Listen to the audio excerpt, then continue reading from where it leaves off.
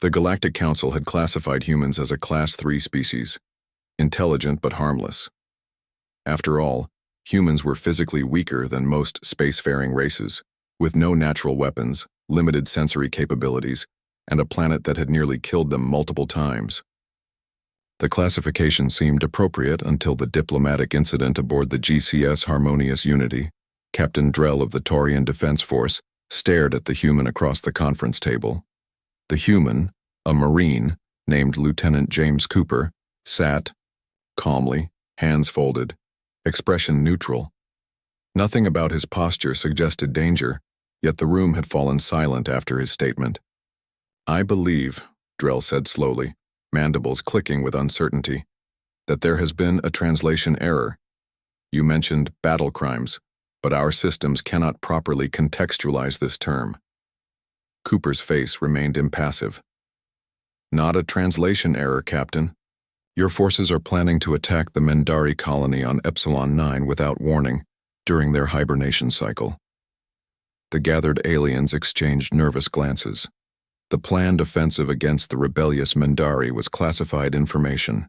How did this human know? "That would be an efficient strategy," replied Ambassador Vex of the four-armed Quarian delegation. "Minimize casualties on both sides by striking while they are vulnerable." Cooper's eye twitched slightly. "Where I come from, we have rules of engagement. Attacking a defenseless population, even in war, is considered a war crime, or as we sometimes call them in the field, battle crimes. Rules. For battle." The concept seemed to genuinely confuse the massive Krull representative, whose species had evolved from apex predators. The purpose of war is victory. Efficiency is logical. Humans have a different perspective, Cooper explained, his voice remaining level. "We developed rules because we learned how terrible we could be to each other. Geneva Conventions, Hague, regulations, laws that even in our darkest moments we try not to cross." Ambassador Vex tilted her head. "These seem like self-imposed weaknesses." "That's a common misconception," Cooper replied, finally leaning forward. "They're not weaknesses, they're warnings." The room temperature seemed to drop several degrees. "Warnings?" Captain Drell asked. "Yes. Warnings about what we're capable of when we decide those rules no longer apply." Cooper opened a small holographic projector that displayed historical images of Earth's conflicts. Not the sanitized versions in the galactic archives, but raw footage from humanity's bloodiest wars. Humans invented these rules because we had to protect ourselves from ourselves. Cooper continued, flipping through images of devastation. "When we fight without restrictions, this is what happens. We've nearly destroyed our own civilization multiple times." The aliens watched in stunned silence as Cooper methodically explained concepts like chemical warfare, firebombing of civilian centers, and nuclear devastation. "Your species' historical archive labeled us Class 3. Intelligent, but harmless," Cooper said, shutting off the projector. "That classification was made because you observed our peaceful exploration vessels and diplomatic corps. You never saw our warriors." Admiral Thon, the highest-ranking military officer present, spoke up. "These battle crimes you describe, you're saying humans are capable of such actions?" "We're capable of much worse," Cooper replied, "but we choose not to be that version of ourselves. The rules aren't just moral guidelines, they're reminders of the monsters we could become." The room fell silent again as the implications sank in. "The unified Earth government strongly recommends reconsidering your planned attack on the Mendari colony," Cooper finally said, not as a threat but as friendly advice from a species that has learned some hard lessons about warfare.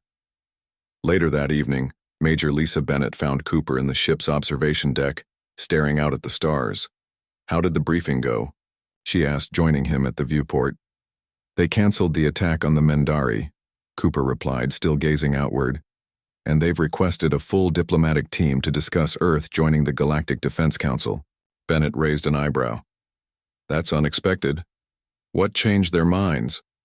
Cooper turned to face her, his expression solemn. "I showed them what humanity has been trying to forget for centuries." "And that worked?"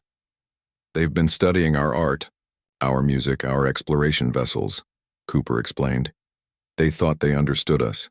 They didn't realize those achievements exist not despite our capacity for violence, but because of our determination to rise above it. Bennett nodded slowly. So what's our new classification? Class 1, Cooper replied. Advanced and potentially dangerous. Are we, though? Dangerous? She asked. Cooper turned back to the stars. We're a species that had to invent the concept of war crimes because we kept committing them. We developed ethical constraints because we needed them more than any other species in the galaxy. He paused. What do you think? Before Bennett could answer, an alert chimed. The Galactic Council was requesting an emergency session with all human representatives. As they walked to the meeting, Bennett noticed the way the alien crew members stepped aside, their body language showing not just respect, but something new. Caution. I've studied their history, one Quarian whispered to another as the humans passed. There's a reason they have so many words for different types of violence.